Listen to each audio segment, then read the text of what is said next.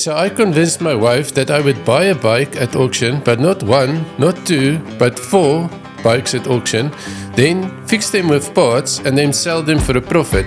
And if I could make enough profit from selling them, I could have the bike of my dreams. Easy, right? Well, that's what I thought. So I bought the first one at auction, but then things started going wrong. It starts to backfire. Whoa, it died 34 degrees. I hope I didn't kill it.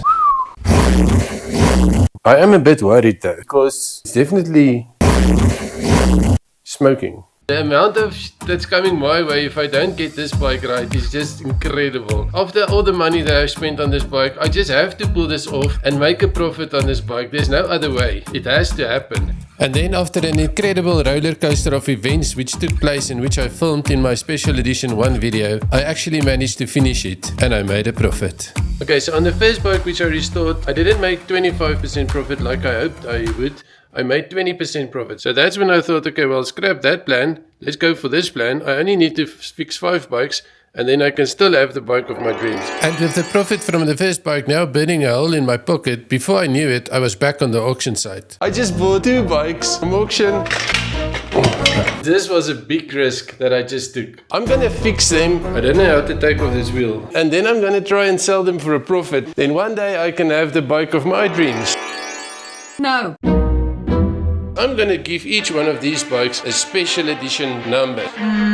So this one will be called special edition number 2, special edition number 3. So in my first video I fixed a 2014 GS. Now this one is a 2017 GS. Broken, damage here, broken, scratches, broken, gone, broken, broken. Overall, I think the bike is in such a condition that you can fix it. If I don't do it, then these bikes will just go to a place that sells them for scrap. And I don't think that's fair. I think these bikes are really nice bikes. They just need someone that will give them some attention and some love and care. And then I think if you just put a little bit of effort into these bikes, I think these bikes can be really, really, really nice.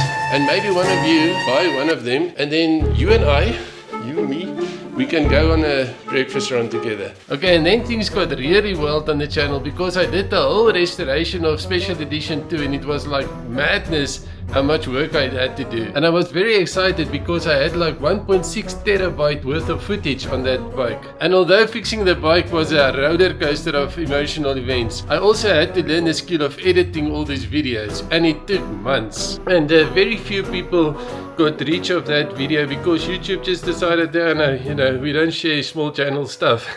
So that was very disappointing. Then I asked my daughter, so, you know, what can I do better? And she said, Dad, the video is excellent. The problem is you don't have subscribers. But yeah, so you subscribe, I do the wheel touring. Let's go. So once I figured that out, I was in the zone. My garage was quiet. My focus, laser sharp. With every spoke of the wheel, I was closer to mechanical perfection. Okay, so the answer is no. You can't throw a wheel without experience. I've done my best. The whole of Saturday, the whole of Sunday, my wheel just gets more and more skewed.